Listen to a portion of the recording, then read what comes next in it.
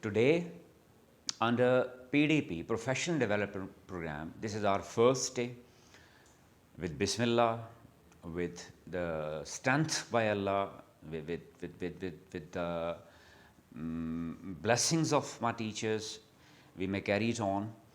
That today's session is basically dealing with Montessori in a nutshell. There will be two segments.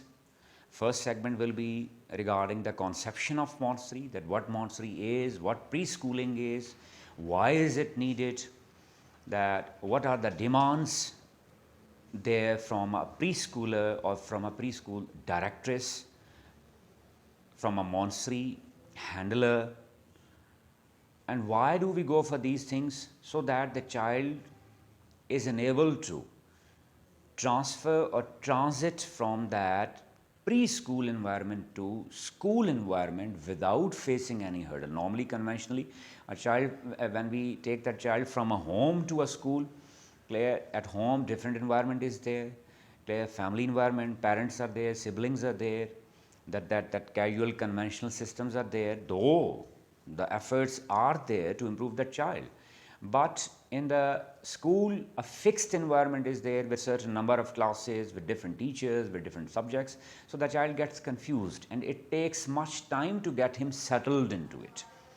Clear? Sometime even it takes 3 years when a child is there, suppose even just in a prep class, and from prep he is going to 1 or 2 or 3, the child is unable to settle into that environment. We think that he is unable to cope with the demands of academic conceptions. The problems are not there regarding academics, the problems are there regarding the settlement of that child. So our today's session, first session will be there regarding the conception of Montessori in a nutshell, that what basically Montessori is. Okay, what is the concept of preschooling? Why is it so important? That usually parents focus too much when the child is moving ahead, specifically referring to Pakistan board classes, clear, after that NMD, CAD, medical, engineering, whatever it is. Clear, but above all, the very base starts from preschooling.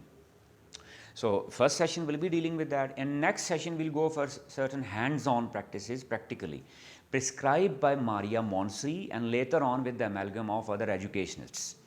That what was the conception of Maria Montessori, what was her research, we already discussed. Now how to bring it practically into our system, that is considered to be the one of the biggest hurdles in the application of some system. That usually we people are well aware about the theories, that what is Montessori, what is preschooling, but unfortunately we made preschool even like a school. That it's not a school, it's a preschool. Preschool, the name denotes that in preschool we prepare a child for upcoming challenges of a school. So in that segment, hands-on practices, we'll practically try to learn that what activity should be implemented, for what purpose, with what objective, with what mechanism, with what time frame, who will manage it, and how much time. Usually it is observed that suppose paint is being used there, the child is getting involved into certain environment, he is dealing with paint, but no clear objective is there. Clear? That Maria Montessori, whatever she prescribed, for everything she actually dealt with certain ideology behind that. So today we'll go for these two sessions. Before taking a start with these two sessions, a short thing regarding self-analysis. When we talk about own analysis, being a teacher, if I take a start with myself, that a humble student of my teachers, when I enter into the classroom, certain questions are always there in my mind, that number one, am I well aware about the teaching norms, teaching methodologies, teaching mechanism? Or usually it happens that a person is there, for example, MSc physics, or he has done MS in physics, that he had been dealing with the concepts of physics. How to teach physics, that is something else. How to teach science, that is something else. Throughout his career, he had never been told about the mechanism, the strategies, the minute details of teaching requirements or a classroom requirement or a student requirement, that how can these things be made useful. Clear? The blame is not there on the teacher. Clear? That the problem is there in the system that a teacher who has done MA English never tells you, usually MA English, clear, other than certain universities in Pakistan, usually in MA English, they people deal with literature or linguistics, they are not taught. ELT is something else. That how to teach English, how to teach language. Our child is basically dealing with second language. Clear? So when we are demanding certain things from a teacher, clear, that the teacher is there with not those maximum results of subject demand, clear, the problem is not there with the teacher, the problem is with the mechanism. So we are here gathered, including me above all, to learn that what are those mechanisms, that everything on the face of earth is moving towards scientific approach, static approach, that even a farmer is trying to find out some scientific way to improve his farming. Clear? Medical science, engineering, clear? Even in politics, theories are getting scientific now, that what problem is there and how can that problem be resolved in a scientific manner. But unfortunately, education still remains where we try to apply our own past experiences. Suppose if I am saying that my teachers taught me in this way, clear? It was long back, 30 years back. I studied that thing 30 years back.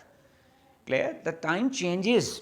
If I am applying the same strategies on the current child, I am wrong. Those things were correct for that time, but not correct for the current time. Secondly, if I am saying, see, I had been dealing with this for 10 years, 15 years, 20 years, from where I got the certificate of that? Who would certify that whatever I am doing, is it correct or incorrect?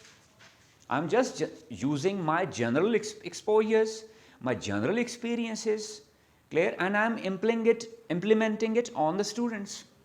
And that can lead to disastrous type of conclusions. As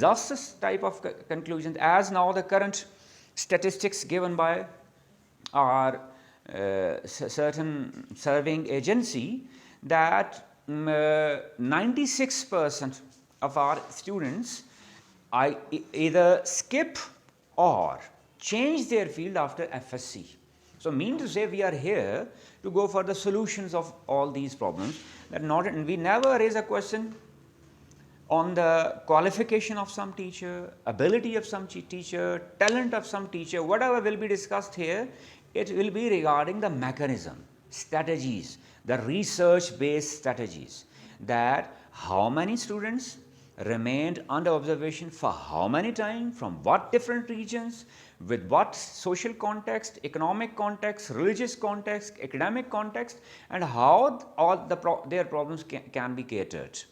So are both the sessions, in first intro of Montessori in a nutshell, what are the different segments of that, and second we'll go for what she hands-on practices of that.